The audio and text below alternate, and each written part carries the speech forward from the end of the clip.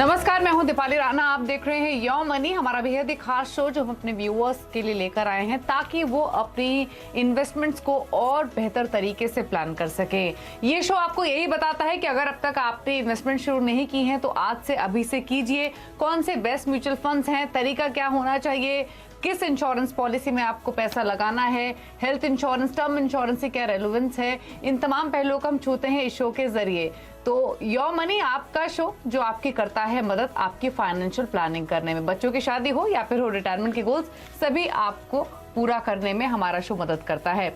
आप इस शो का हिस्सा बन सकते हैं। अगर आप जानना चाहते हैं कैसे शुरू करें या फिर ऑलरेडी शुरुआत कर दी है लेकिन समझना चाहते हैं कि क्या सुधार की जरूरत है, तो आप हमें अपने सवाल ईमेल कीजिए mf@moneycontrol.com पर। आप 7045220000 ये हमारा व्हाट्सएप नंबर है, यहाँ अपनी क्वेरीज आप भेज सकते हैं। इसके अलावा सोशल मीडिया प्लेटफॉर्म्स यानी फेसबुक, ट्विटर पर भी अपने क्वेश्चंस आप भेज सकते हैं।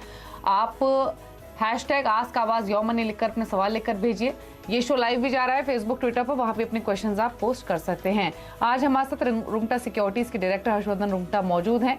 कॉलर्स भी काफी सारे हमारे साथ आज मौजूद रहेंगे जो अपने सवाल पूछेंगे और अपने अपने पोर्टफोलियो लेकर कई व्यूअर्स मौजूद भी हैं। तो चलिए बिना देरी के फटाफट से सवालों के सिलसिले को शुरू करेंगे और जो पहले कॉलर हमारे साथ मौजूद हैं वो सुकृति हैं दिल्ली से। सुकृति नमस्कार, बताइए क्या सवाल है आपका?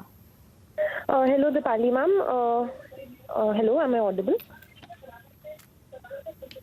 यस, आपकी आवाज आ रही है। सुकृति सवाल पूछिए अपना। मैंने अभी म्यूचुअल फंड्स में इन्वेस्ट करना स्टार्ट किया है, तो मेरा पहला क्वेश्चन है कि मुझे कितने, मतलब नंबर ऑफ म्यूचुअल फंड्स कितने होने चाहिए, एंड सेकंड कि अगर लमसम जैसे बोनस आता है, लमसम अमाउंट हमें कहाँ पे इन्वेस्ट करना चाहिए? अच्छा, तो सुकृति ये बताइए आपकी उम्र कितनी है और आपने फिलहाल कोई म्यूचुअल फंड्स खरीदे हुए हैं क्या या स्टार्ट करना चाहती हैं?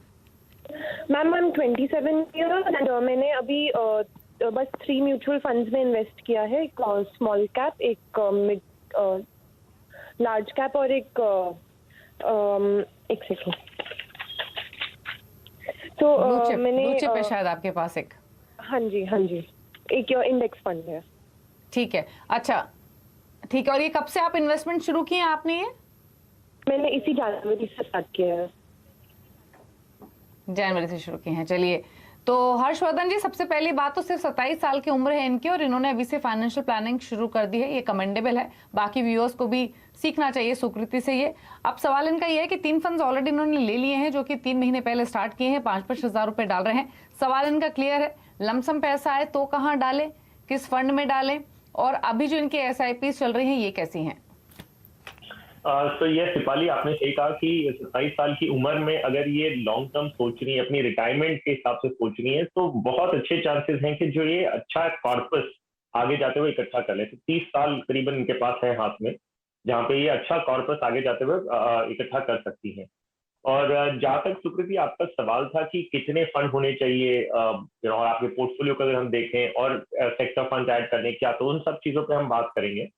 नॉर्मली अगर देखा जाए ना तो 5 या 6 स्कीम अगर आप अपनी पोर्टफोलियो में रखते हैं तो डाइवर्सिफिकेशन का जो पर्पस होता है वो पूरा हो जाता है। आपको जो एडिक्वेट एलोकेशन चाहिए अलग अलग मार्केट सेगमेंट में, वो सब आपको मिल जाएगा। सो मेरे हिसाब से 5 या 6 स्कीम्स आगे जाते हुए, अभी तो आपकी 4 स्कीम्स हैं, लेकिन आगे जाते हुए भी अगर आप इन्वेस्टमेंट बढ़ाते हैं तो 5 या 6 स्कीम के अंदर ही सीमित रखिएगा। आपके पोर्टफोलियो पे अगर नजर डालें तो आपने 4 स्कीम्स में इन्वेस्ट कर रखा है, जिसमें 2 आपके पास स्मॉल कैप है और मिड कैप कोई भी नहीं है। तो मेरा सुझाव ये होगा कि आप एक स्मॉल कैप रखें और एक स्मॉल कैप को बंद करके उसे एक मिड कैप में ट्रांसफर कर लें, ताकि आपके पास एक अच्छा allocation with large cap, mid cap, small cap सारे हो जाएंगे आपके पास। तो कोटक एंड SBI दोनों का आपके पास mid cap small cap fund है, तो कोई भी एक रखें। मेरा सुझाव ये रहेगा कि आप SBI स्मॉल कैप को रिटेन करें और कोटक स्मॉल कैप जिसमें आप ऑलरेडी इन्वेस्ट कर रहे हैं उसको आप कोटक की एक मिड कैप स्कीम में स्विच कर लें पूरा का पूरा। तो पोर्टफोलियो आपके पास ऑलरेडी क्रिएटेड है, आपको सिर्फ स्विच करके एक नई स्कीम में पूरे पैसे ट्रांसफर कर लेने हैं और आगे की SIP भी उसी में जाएगी। तो कोटक का इमर्जिंग इक्विटी फंड है जो आप इंक्लूड कर सकते हैं कोटक स्मॉल कैप की जगह पे। तो आपके पास लार्ज, मिड, स्मॉल सब कैटेगरी के इन्वेस्टमेंट्स हो जाएंगे। आपने पूछा था सेक्टर फंड में इन्वेस्ट करना चाहिए कि नहीं। सेक्टर फंड में आप तभी इन्वेस्ट करते हैं जब आप खुद उस सेक्टर को मॉनिटर और ट्रैक कर पाएंगे। सो अगर आप ऐसा कोई कुछ नहीं कर सकते, मान लीजिए आईटी सेक्टर हो गया, फाइनेंशियल बैंकिंग सेक्टर हो गया, एफएमसीजी हो गया, फार्मा हो गया, कोई भी सेक्टर में अगर आप इन्वेस्ट करने की सोच रहे हैं तो ये काबिलियत आप में खुद में होनी चाहिए कि आप उसको ट्रैक करें उस सेक्टर को, और कब उस सेक्टर से निकल जाना है ये भी टाइम करें। अगर नहीं कर सकते ये सब तो डाइवर्सिफाइड इक्विटी फंड अच्छा है, जिसमें सारे सेक्टर ऑटोमेटिकली फंड मैनेजर अपने हिसाब से ले लेते हैं। आपका लास्ट सवाल जो था कि लमसम अगर आपको कुछ ऐसे इंसेंटिव्स बोनसेस अभी आते हैं तो उसका क्या करना चाहिए। वेल, जब लमसम्स आते हैं और आपका एक गोल आपने बना रखा है, आपका रिटायरमेंट का एक गोल बना रखा है, एक लमसम आपके पास आने वाला है, टेक्निकली तीन चीजें कर सकते हैं आप, और ये डिपेंड करता है आपकी रिस्क प्रोफाइल पे। तो आपकी जहां पे आपको रिस्क एपेटाइट आपको समझ में आती है, आपको मार्केट फंक्शनिंग समझ में आता है, कितना रिस्क आप ले सकते हैं, उस बेसिस पे इन तीन में से ऑप्शन चूज किया जाता है। पहला ऑप्शन ये होता है कि कोई भी एक अमाउंट आपके हाथ में आया है, वो पैसों को आप इक्वली डिवाइड करके आपकी जो 4 स्कीम्स हैं उन्हीं में आप लगा दें। तो मान लीजिए ₹1,00,000 आपको लमसम आता है, तो 25,000 इंटू दी 4 स्कीम्स जो आपके पास है, आप उसमें लमसम के रूप में ही इन्वेस्ट कर दें। तो उसमें ऑब्वियसली हाई रिस्क होता है, क्योंकि आप लमसम इक्विटी में जमा कर रहे हैं, लेकिन लॉन्ग टर्म होराइजन है, रिस्क एपेटाइट है, तो कर सकते हैं। दूसरा ऑप्शन आपके पास ये होता है कि आप एक बैलेंस एडवांटेज फंड टाइप की कैटेगरी का एक प्रोडक्ट लें, जिसमें इक्विटी और डेट का जो वैल्यूएशन होता है वो मार्केट के एलोकेशन जो होता है वो मार्केट की वैल्यूएशन के बेसिस पे होता है। अगर मार्केट एक्सपेंसिव है तो इक्विटी कम होगा, मार्केट लोअर वैल्यूएशन पे मिल रहा है तो इक्विटी का एलोकेशन ज्यादा होगा। तो इसमें आप लमसम लगाते हैं तो आपको ये डर नहीं होता कि मार्केट में आप ओवर एक्सपोज हो रहे हैं। तीसरा ऑप्शन जो कई लोग करते हैं वो ये है कि जो लमसम को एक लिक्विड फंड में जमा कर देते हैं और वहां से एसटीपी सिस्टमैटिक ट्रांसफर प्लान के जरिए वो धीरे धीरे इक्विटी में आते हैं ओवर 1 ईयर 2 ईयर 3 ईयर जैसे उन्हें सुविधा होती है।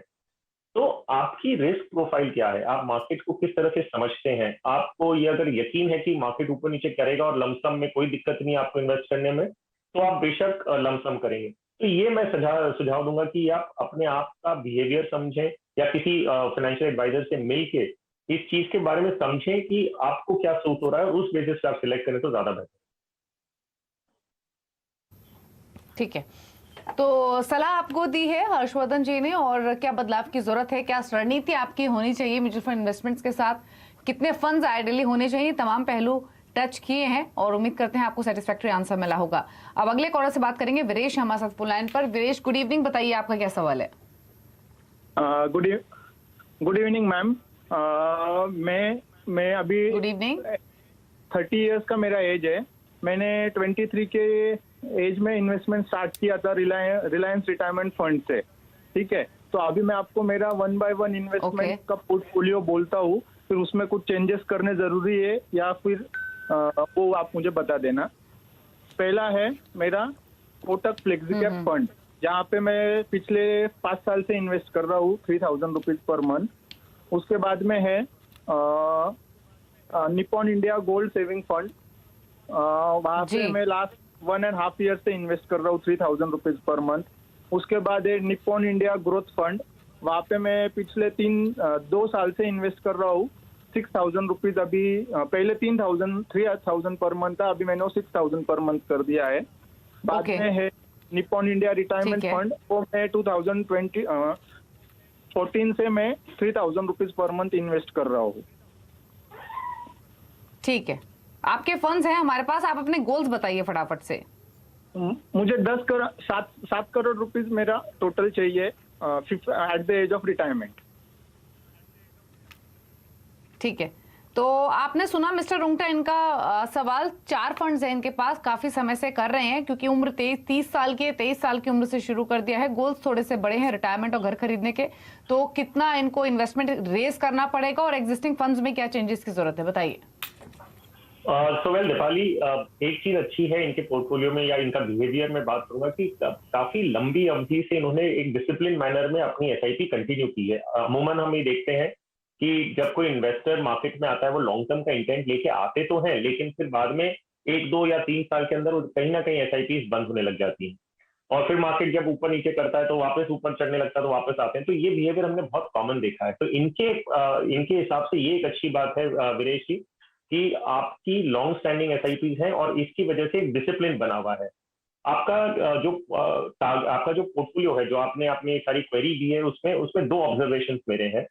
पहला कि जो टारगेट आपने बनाया है कि आपको 7 करोड़ रुपए चाहिए 20 साल में और 1 करोड़ रुपए चाहिए 10 साल में, तो ये टारगेट बहुत अग्रेसिव है। लेकिन कोई हर्ज नहीं है, जैसे आप एक डिसिप्लिन इन्वेस्टर हैं, पहले आपने कम एसआईपी अमाउंट से शुरू किया था और जैसे जैसे बढ़ाते गए हैं, मुझे पूरा कॉन्फिडेंस है कि आगे जाते हुए भी आप अपनी इनकम के साथ में से बढ़ाते रहेंगे। तो स्कोप बहुत है करने का, टारगेट एग्रेसिव है, लेकिन आगे जाते हुए आप एसआईपी बढ़ाते रहिए तो I'm श्योर आप बहुत क्लोज आ जाएंगे अपनी टारगेट से। दूसरा मैंने एक चीज और ऑब्जर्व किया है कि सारे गोल्स आपके हैं वो 10 साल मिनिमम है और दूसरा जो है वो 20 साल के लिए आगे का है। तो क्यों ना हम ऐसा एक पोर्टफोलियो बनाएं जो आपकी जो टारगेट है उतना एग्रेसिव टारगेट है उसके साथ में मैच करता हो। तो 100% एक अगर इक्विटी पोर्टफोलियो आप बनाते हैं तो लॉन्ग टर्म में आपको उसका ग्रोथ आपको मिलेगा, प्लस आपका जो अग्रेसिव टारगेट है उसके पास में आने के लिए आपकी मदद करेगा। तो इसी के लिए थोड़े चेंजेस हम आपके पोर्टफोलियो में करेंगे। आपके पास कोटक फ्लेक्सी कैप और निप्पॉन इंडिया ग्रोथ फंड, ये दोनों आप रिटेन करिए, जो भी आप अभी कर रहे हैं उसे कंटिन्यू करते रहिए। तो वो 2 स्कीम्स एक फिक्स हो गई। आपका निप्पॉन रिटायरमेंट फंड जो है और निप्पॉन का गोल्ड सेविंग्स फंड, ये आपको बंद करना होगा और इसका जो 6,000 रुपये आप महीने का इन्वेस्ट कर रहे हैं, इसके जगह पे मैं आपको एक इक्विटी फंड देता हूं जो आपकी लॉन्ग टर्म के लिए आपको वेल्थ क्रिएशन में हेल्प करेगा। ये 3-3 हजार करके आप इन 2 फंड में निवेश करिएगा। कैनरा रिबेको इमर्जिंग इक्विटी फंड में 3,000 और एसबीआई फोकस फंड में 3,000। तो आपकी चारों जो स्कीम्स हैं वो 100% इक्विटी फंड हो जाएंगे और क्योंकि आपका नजरिया 10 साल मिनिमम है और टारगेट एग्रेसिव है, ये आपको उसमें मदद करेगा। आगे जाते हुए जब आप एसआईपी बढ़ाने वाले हैं तो इन्हीं फंड्स में इन्वेस्ट करिएगा या मैक्सिमम एक और जोड़िएगा। तो मेरे हिसाब से आपका ये आपकी रणनीति होनी चाहिए आगे जाते हुए। ओके, ठीक है। तो ये स्ट्रैटेजी आपको बताई गई है। एसआईपी तो आपको डेफिनेटली बढ़ानी पड़ेंगी अपने दोनों गोल्स के लिए, क्योंकि गोल्स आपके दोनों बड़े हैं। बदलाव की भी जरूरत है और उसी हिसाब से अपने पोर्टफोलियो को आप आगे लेकर जाइए। अशोक कुमार सिंह हमारे साथ पटना से अब मौजूद हैं। अशोक जी नमस्कार, बताइए क्या सवाल है आपका?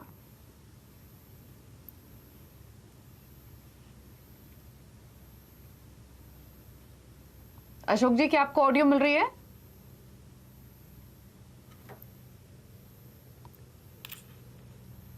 चलिए, लग रहा है इन तक ऑडियो जा नहीं रहा है। जो डिटेल्स इन्होंने भेजी है वो मैं बता देती हूँ आपको। मिस्टर रुंगटा, उम्र इनकी 60 साल है और इनकम इनकी है 1 लाख पर एनम। 10 साल में इनको 50 लाख का इनका टारगेट है।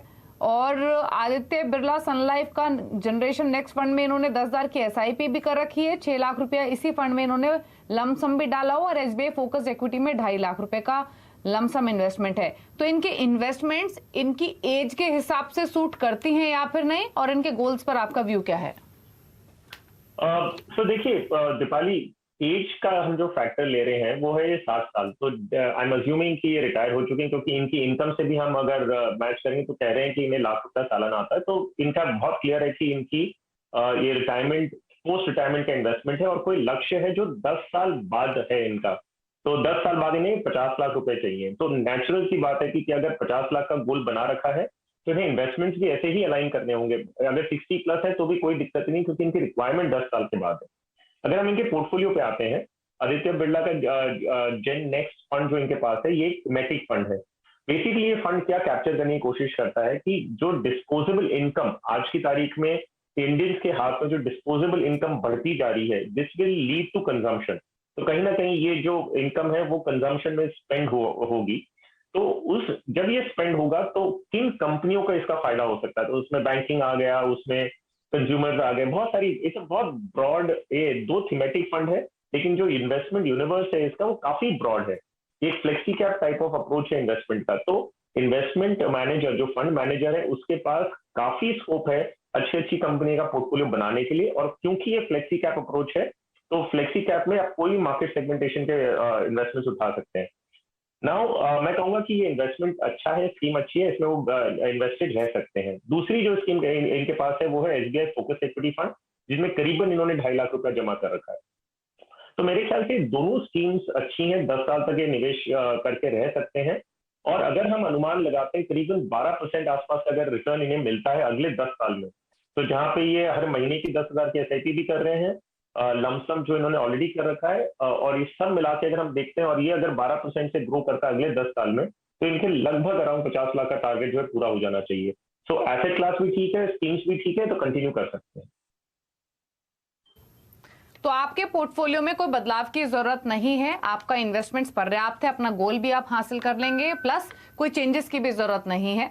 तो आप फिलहाल कंटिन्यू कीजिए इन्हीं फंड्स के साथ। रुक रहे हैं इसी के साथ एक ब्रेक के लिए, लौटेंगे कुछ और क्वेरीज को करेंगे शामिल, जल्द वापस आते हैं। आप देखते रहिए योर मनी।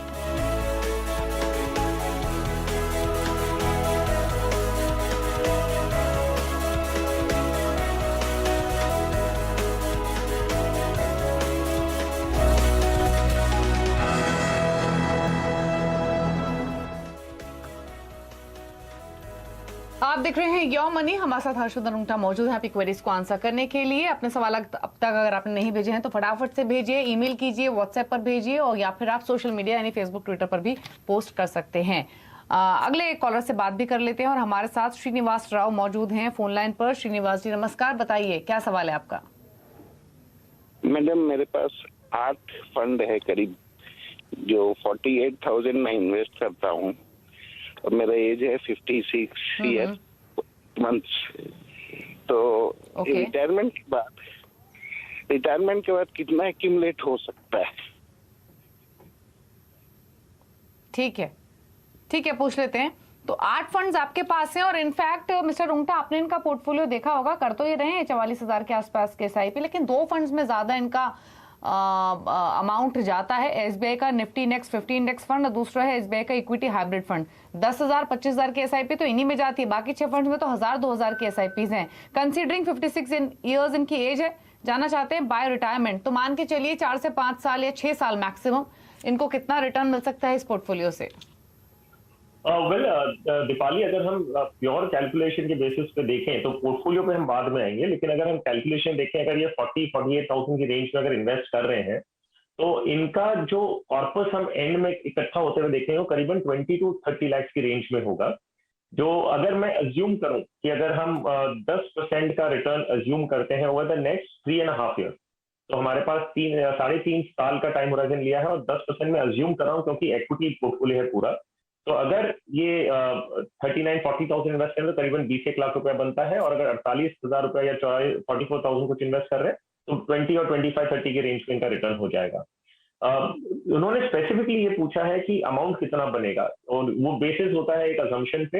अजम्पशन भी मैंने थोड़ा एग्रेसिव लिया है क्योंकि ये इक्विटी फंड है और 3.5 साल का टाइम होराइजन है। मैं एक ऑब्जर्वेशन और करना चाहूंगा इनके पोर्टफोलियो पे। इन्होंने करीबन 8 स्कीम्स में इन्वेस्ट कर रखा है, जिसमें 2 स्कीम में करीबन 35,000 जा रहा है, बाकी स्कीम्स में जो है वो 1,000-2,000 रुपए ही जा रहे हैं। तो इनका पोर्टफोलियो कंसोलिडेट करने का डेफिनेटली बनता है, और अगर हम कंसोलिडेट करते भी हैं उसके बाद भी इनका जो एलोकेशन है वो खराब नहीं होगा। तो मेरा सुझाव 2 रहेगा इनके लिए। एक है ये ABSL मिड कैप और HDFC मिड कैप फंड में से की जो SIPs हैं, जो इन्वेस्टमेंट है वो बंद कर दें, और इसे रीडायरेक्ट कर दें SBI मिड कैप फंड में जो इनके पास ऑलरेडी है। तो 2 स्कीम ऐसे इनके पोर्टफोलियो में कम हो जाएगी। दूसरा HDFC बैलेंस एडवांटेज फंड, ये बंद करें, और इनकी जो SIP ABSL Aditya Birla frontline equity में चल रही उसमें उतना अमाउंट बढ़ा दे। तो टोटल में इनकी 8 स्कीम्स में से 3 स्कीम्स बंद हो जाएंगी, और ये 5 स्कीम का पोर्टफोलियो बन जाएगा। तो इसमें जो सारा पर्पस हम बताते हैं कि डाइवर्सिफिकेशन, सेगमेंट एलोकेशन, सब ठीक रहेगा, इसमें कोई बदलाव नहीं होगा, सिर्फ 3 स्कीम कम हो जाएगी जो उन्हें मैनेज करनी होगी। तो ये सुझाव लेते हुए आगे इन्वेस्ट करें। एट रिटायरमेंट ये डिसाइड कर लेंगे पूरे पैसे इक्विटी से निकालने हैं कि हाइब्रिड फंड में स्विच करना है, SWP करना है, ये वो डिसीजन करीबन रिटायरमेंट के आसपास लेंगे तो ज्यादा बेहतर। ठीक है, थोड़े बदलाव की जरूरत है। टेंटेटिवली कितनी राशि आपको मिल पाएगी ये बताया आपको मिस्टर रुंगटा ने। बदलाव जरूर कीजिए और रिव्यू कीजिए टुवर्ड्स रिटायरमेंट अपने इस पोर्टफोलियो को। फटाफट से एक सवाल लेते हैं। धीरज भट्ट ने एक सवाल भेजा है ईमेल के जरिए। इनकी उम्र 35 साल है, 50,000 रुपए महीना ये कमाते हैं, 10 साल में घर खरीदना है 50 लाख रुपए में, और 25 साल बाद रिटायरमेंट के वक्त इनको 2 करोड़ के आसपास चाहिए। इनके पास 6 फंड्स शामिल हैं, और 2,000 से लेकर 3,000 की इनकी SIPs इन फंड्स में चल रही है। फंड्स की डिटेल्स तो इनफैक्ट मिस्टर रुंगटा आपके पास हैं, तो बताइए पहले तो जो पोर्टफोलियो है उसमें चेंजेस की क्या जरूरत है, और चेंजेस के बाद इनके टारगेट्स कैसे हासिल होंगे? सुबह अगर हम चेंजेस की बात करें तो यस अगेन डुप्लीकेशन है, ज्यादा स्कीम्स है, जरूरत नहीं है इतनी, तो कंसोलिडेट थोड़ा करने के हिसाब से सुझाव देता हूं मैं। LNT इमर्जिंग बिजनेसेस फंड जो इनके पास है वो बंद करें, और वो अमाउंट को रीडायरेक्ट कर दें SBI स्मॉल कैप में। तो स्मॉल कैप कैटेगरी का आपके पास एक स्कीम हो जाएगी, और अमाउंट जो आप इन्वेस्ट करेंगे वो 1500 रुपया जो इमर्जिंग इक्विटी का था और एसबीआई का 2500 रुपया, तो टोटल मिला के 4000 एक स्कीम में आप बेझिझक इन्वेस्ट कर सकते हैं। आपको 4000 के लिए 2 स्कीम की जरूरत नहीं है। दूसरा, ये मोतीलाल ओसवाल फ्लेक्सी कैप जो इनके पास है वो भी बंद करें और उसे रीडायरेक्ट कर दें कोटक फ्लेक्सी कैप जो इनके पोर्टफोलियो में ऑलरेडी है। तो इस तरह 2 स्कीम्स बंद हो जाएगी, डुप्लीकेशन खत्म हो जाएगा और उतना ही एडमिनिस्ट्रेटिव कन्वीनियंस हो जाएगा कि आपको हर फंड हाउस से स्टेटमेंट वगैरह सब लेने की जरूरत नहीं है। जितनी आपके पास लिमिटेड स्कीम्स होगी उतनी ही आपको मेहनत करके अलग अलग चीजें अपडेट लेनी है, नॉमिनी अपडेट करना है, जो भी कुछ करना है आपको, वो जितने कम स्कीम्स में होगा उतना बेटर होगा। और ये नहीं कि हम कम कर रहे हैं तो हम कोई भी कॉम्प्रोमाइज कर रहे हैं। आप सारे सेगमेंट्स में एक्सपोजर लेके आपका डाइवर्सिफिकेशन पर्पस पूरा हो रहा है। बाकी स्कीम्स में आप कंटिन्यू कर सकते हैं, उसमें कोई दिक्कत नहीं है। और जो गोल्स हैं, again considering the investment amount with the target बहुत एग्रेसिव है। अगेन आपको इन्वेस्टमेंट्स आगे जाते हुए बढ़ाते रहना पड़ेगा। मैं कोई स्पेसिफिक नंबर्स नहीं दे पा रहा हूँ अभी, क्योंकि हमें पता नहीं कि ना किस रेट से हम अज्यूम करें कितना वो बढ़ा पाएंगे। लेकिन एक फॉर्मूला ध्यान रखिए, जैसे जैसे आपकी इनकम बढ़ती है आप अपनी एसआईपी की रकम बढ़ाते रहें। और लक्ष्य अगर लंबा है तो इक्विटी फंड का चुनाव करें, अगर शॉर्ट ठीक है। टर्म का है तो आप डेट और हाइब्रिड फंड में एलोकेशन कर सकते हैं। ठीक है, तो सलाह आपको धीरज जी मिली है, बदलाव कीजिए अपने पोर्टफोलियो में उसी के हिसाब से। लेकिन चलिए फटाफट से, जो व्यूअर्स हमारे ऐसे हैं जो कि म्यूचुअल फंड पोर्टफोलियो बनाने की शुरुआत करना चाहते हैं, तो उनके लिए क्या चॉइसेस हो सकती है, फटाफट से मिस्टर रुंगटा से जान लेते हैं। तो मिस्टर रुंगटा बताइए, आपके टॉप 4 फंड्स कौन से हैं? वेल दीपाली, मैं आपको अलग अलग सेगमेंटेशन के एक पिक्स बताऊंगा। तो अगर लार्ज कैप कैटेगरी से शुरू करें तो इंडेक्स बेस्ड फंड अच्छे होते हैं, लेकिन उसमें हम इक्वल वेट का इंडेक्स फंड का सजेशन देंगे। ABSL equal weight Nifty 50 index fund, ये एक लार्ज कैप कैटेगरी का हो गया। Large and mid cap category का Canara Robeco emerging equity fund है, जो एक अच्छा परफॉर्मिंग फंड है, जिसमें लार्ज एंड मिड कैप का 35% ईच एलोकेशन होता है और बाकी का जो एलोकेशन है वो फंड मैनेजर अपने हिसाब से कर सकते हैं। Nippon India mid cap Nifty 150 index fund, ये एक मिड कैप सेगमेंट में इंडेक्स फंड है। तो सारी जो 150 कंपनी जो इंडेक्स का हिस्सा है वो पूरे के पूरे आप उसमें इन्वेस्ट कर लेंगे, तो आपको पूरा मिड कैप सेगमेंट का एक्सपोजर मिल जाता है। पैसिवली ठीक है। मैनेज तो एक्सपेंस रेशियो कम है। और जी। फ्लेक्सी कैप कैटेगरी में पराग पारिक फ्लेक्सी कैप। ठीक है, तो ये 4 चॉइसेस आपको बताई गई हैं, चारों आपकी स्क्रीन पर है, फटाफट से आप नोट भी कर लीजिए और कीजिए अभी से म्यूचुअल फंड पोर्टफोलियो बनाने की शुरुआत। शुक्रिया मिस्टर रुंगटा आने के लिए शो में और सभी कॉलर्स की क्वेरीज को आंसर करने के लिए। इसी के साथ योर मनी में तो इतना ही। ब्रेक के उस पर भी खबरों का सिलसिला लगातार जारी है। आप देखते रहिए सीपीसी आवाज।